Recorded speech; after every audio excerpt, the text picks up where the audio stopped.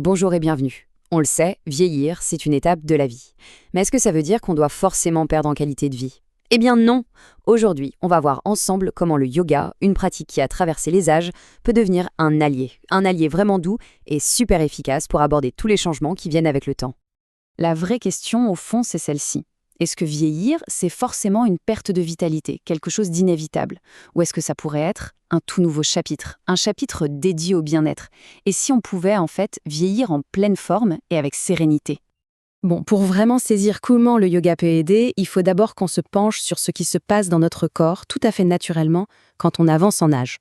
Quelles sont ces transformations qui touchent notre bien-être? Avec les années, c'est un fait, le corps change.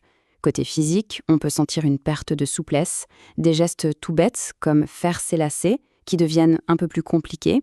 L'équilibre peut aussi devenir plus précaire et on sent parfois que la force musculaire n'est plus la même. Mais attention, l'impact n'est pas seulement physique. Côté mental, la simple peur de perdre son autonomie, eh bien ça peut amener pas mal de stress, d'anxiété et ça peut même entamer la confiance en soi. Parce que, au final, ce n'est pas juste une question de se sentir un peu raide le matin. Non, ce qui est en jeu, c'est la confiance. La confiance pour faire ses activités de tous les jours, pour bouger sans avoir peur, bref, pour garder son indépendance. Mais la bonne nouvelle, c'est qu'on n'est pas obligé de subir ça passivement. On peut agir.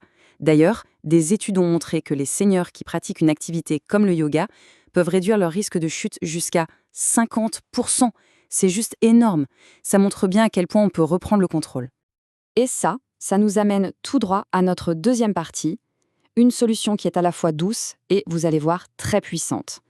On oublie tout de suite l'image du yoga super compliqué et intimidant. Non.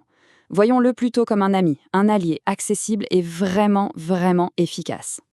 Le point crucial à retenir, c'est que le yoga pour seniors, c'est une pratique qui est pensée et adaptée pour eux. L'idée, ce n'est pas du tout de faire des postures acrobatiques. L'objectif, c'est de se concentrer sur l'essentiel, maintenir sa mobilité, renforcer son corps en douceur et surtout, apaiser son esprit. Tout ça pour une meilleure qualité de vie tout simplement. Allez, maintenant, voyons ça de manière très concrète. Comment ça marche? On va décortiquer ensemble 5 bienfaits absolument clés pour le bien-être. Ce qui est génial avec le yoga, c'est que c'est une approche globale, à 360 degrés. Ça ne règle pas juste un petit problème, ça agit sur tout. Ça travaille la souplesse pour lutter contre les raideurs du quotidien, ça renforce les muscles pour garder son autonomie, ça améliore l'équilibre pour diminuer le risque de chute, et en même temps, ça soulage les articulations et ça calme le mental. C'est tout un ensemble. Prenons la souplesse, par exemple. Une posture comme celle du chat vache, c'est juste fantastique pour ça. C'est un mouvement tout simple, très fluide, qui vient délier les tensions et soulager les raideurs, notamment dans toute la zone du dos. Et pour la force, la posture de la chaise, elle, est excellente. Elle vient tonifier les jambes, mais aussi le tronc, les abdos.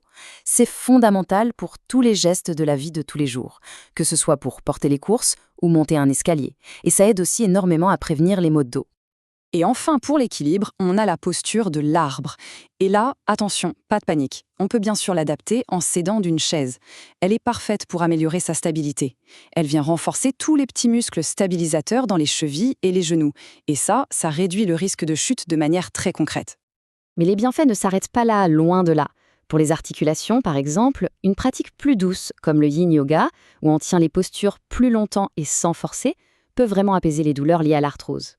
Et pour le mental, il y a la respiration consciente, on appelle ça le pranayama, et la méditation. Ce sont des outils incroyablement puissants pour calmer l'anxiété et, croyez-moi, retrouver un sommeil de qualité. Bon, tout ça c'est bien beau, mais on peut se demander comment on s'y met sans se faire mal. Comment être sûr que la pratique est à la fois sans danger et efficace? C'est la question essentielle, bien sûr. Le plus important, la règle d'or, c'est que la pratique doit toujours être adaptée à la personne. Règle numéro 1, on écoute son corps et on respecte ses limites. On ne force jamais. Deuxièmement, il ne faut jamais hésiter à utiliser des supports, comme une chaise. C'est un outil formidable. Et enfin, le mieux du mieux, c'est de se faire accompagner par un professeur qui est qualifié, qui connaît les spécificités du yoga pour seniors. C'est la meilleure garantie. Et ça marche. Il suffit d'écouter les gens. Marie, qui a 70 ans, partage son expérience. Grâce au yoga, j'ai retrouvé ma souplesse et je me sens confiante dans mes mouvements quotidiens. On voit bien là l'impact direct sur la confiance de tous les jours. Et ce n'est pas un cas isolé. Jean, 68 ans, nous dit « Depuis que je pratique, je dors mieux et je me sens plus stable quand je me déplace. On retrouve parfaitement ici cette double action, le bénéfice physique avec la stabilité et le bénéfice mental avec le sommeil. Et d'ailleurs, ce ne sont pas que des impressions. La science le confirme. Une étude a montré qu'après seulement 3 mois de yoga, 80% des seniors participants ont vu une amélioration nette de leur mobilité et de leur bien-être mental.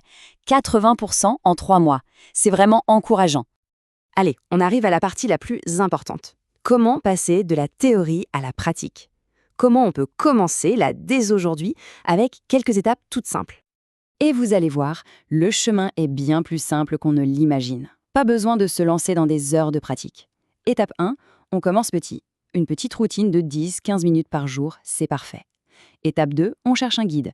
Ça peut être un cours en salle ou même en ligne, mais spécialisé pour les seniors. Et étape 3, la plus importante, on commence maintenant. On n'attend pas que les petites gênes deviennent de gros problèmes. Il faut vraiment garder ça en tête. Chaque petit pas compte. Quelques minutes par jour peuvent faire une différence énorme sur le long terme. Mais le plus important de tous, c'est souvent ce tout premier pas, celui de la décision. Pour conclure, il faut bien comprendre que le yoga, ce n'est pas une histoire de jeunesse ou de souplesse. Pas du tout. C'est une histoire de mieux vivre, ici et maintenant. C'est une pratique pour tout le monde, à n'importe quel âge. Alors, la question que l'on peut se poser, c'est quel sera notre premier pas ?